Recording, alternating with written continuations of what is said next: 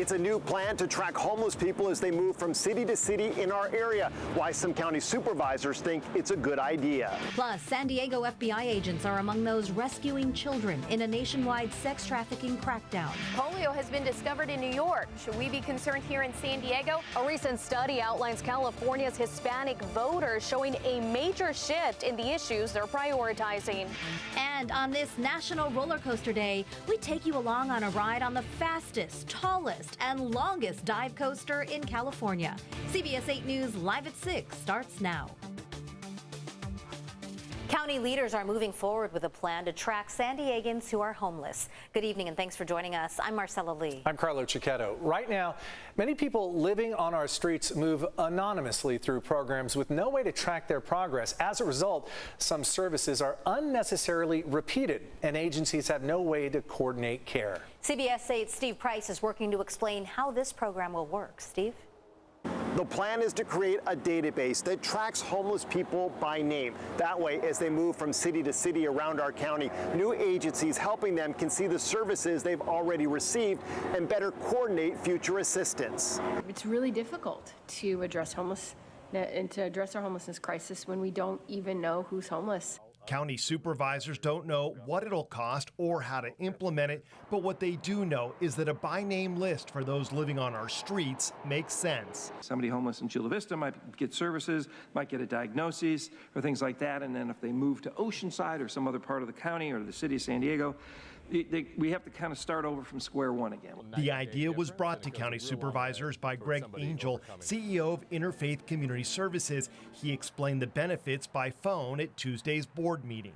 So this will really allow us as service providers, local government, healthcare providers to work together off of a shared roster, provide more person-centered care, and also measure overall system effectiveness. Other homeless advocates also support the idea, but there is some concern that this list will give people living on the street a false sense of hope that they are closer to obtaining housing when they are not. And they wonder who will keep these lists current. You have to have a warm body sitting there typing in the information into different softwares that they're contractually obligated to do, and that takes their time away from actually helping house somebody. This is not a new idea. It's already in place here in the county to help two specific groups, homeless veterans and youth. And County Supervisor Jim Desmond says it's working. And the homeless veterans decreased by 30%, and the youth on the street without shelter decreased by 6%. Whether this can be successful with a larger population has yet to be seen, especially since veterans and youth living on our streets have more resources at their disposal. Chair Fletcher, that motion passes unanimously with all supervisors being present and voting aye. Today's vote sends the proposal to county staff, who will now have 90 days to figure out the logistics and cost. If this does happen, it will be a voluntary program. No one will be forced to give personal information. Steve Price, CBS 8. Thanks, Steve. We have an update tonight, a follow-up to a story that we first told you last night at 6.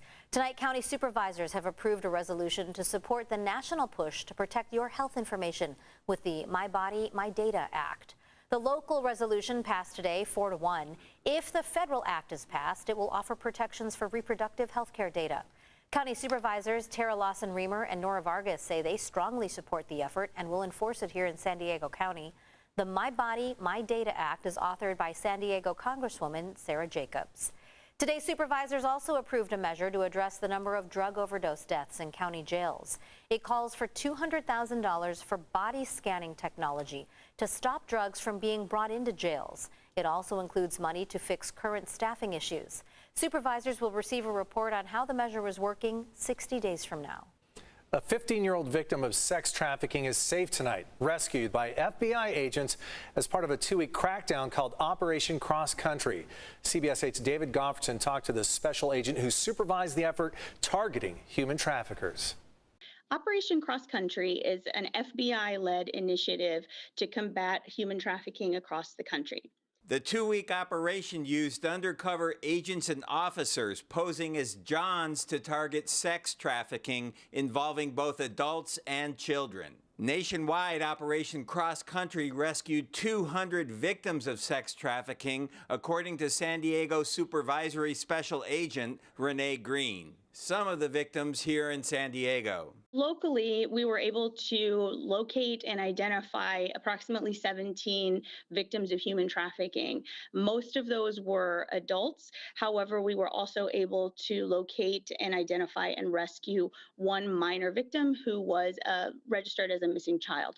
In that case, undercover agents went to a website advertising prostitution, according to court records, and found photographs of a very young-looking girl located in San Diego. They called the phone number and spoke to the girl directly, negotiating to pay $300 for sex. Officers arranged to meet the girl at this hotel in Mission Valley. When she arrived, they found out she was a 15-year-old runaway. Agents arrested the driver of the car who dropped the girl off. Wesley Allen Neely is now facing federal charges of sex trafficking a minor. He had his first appearance in federal court yesterday, and he has a pending detention hearing this week. The FBI agents work on the San Diego Human Trafficking Task Force with other local officers. Special Agent Green says sex traffickers typically start off acting as a friend of the victim and then start threatening them or forcing them into prostitution.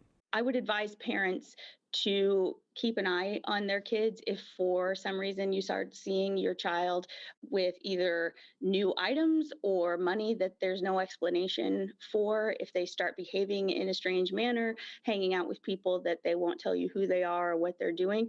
Those are all indicators that there should be some concern there that there could be trafficking activity happening.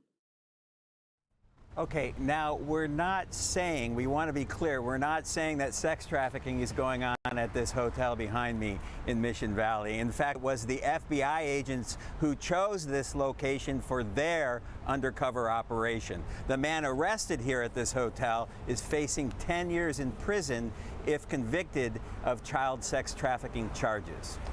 Quite an operation, David. Now, some people watching may ask and wonder what the difference is between pimping and pandering and sex trafficking charges. Is there a difference?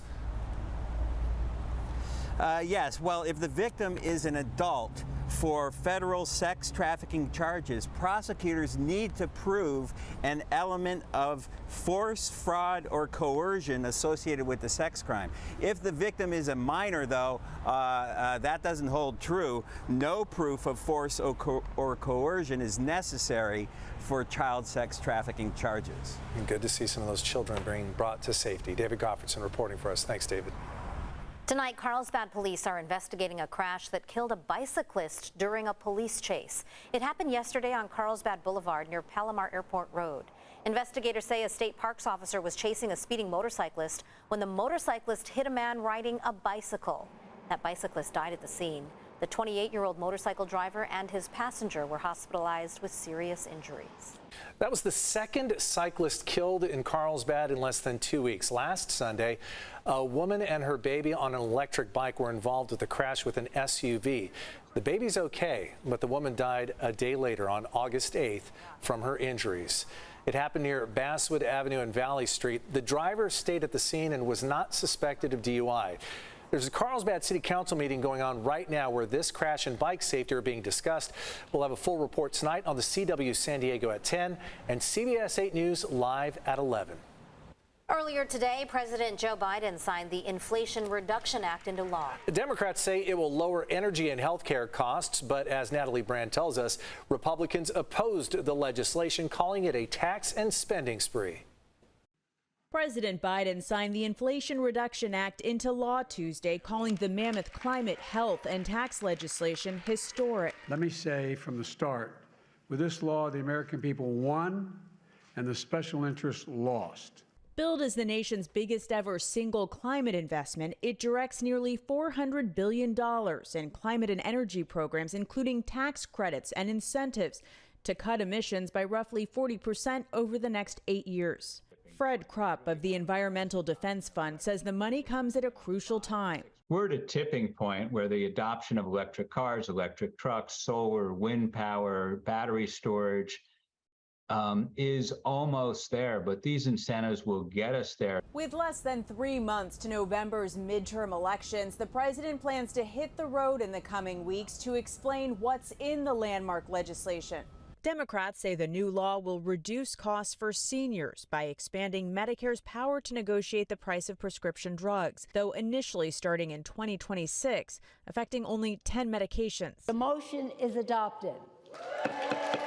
The bill passed with no GOP support. Nonpartisan analysts say it's not likely to do much to put a dent in the high inflation Americans have faced. Democrats, more than any other majority in history, are addicted to spending other people's money, regardless of what we as a country can afford. Democrats say the legislation will pay for itself and cut the federal deficit by raising revenue through increased tax enforcement and a 15% minimum corporate tax. Natalie Brand, CBS News, the White House. By 2025, the legislation is also set to cap out-of-pocket costs for prescriptions to $2,000 a year for Medicare recipients.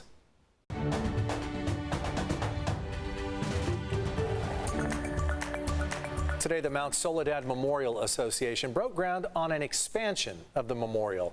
There are almost 6,000 plaques honoring veterans at that memorial right now. The new project will add spaces for 2,000 more. The Mount Soledad Memorial honors men and women, both living and deceased, who have served in the armed forces. We don't know yet how long it will take to finish the project.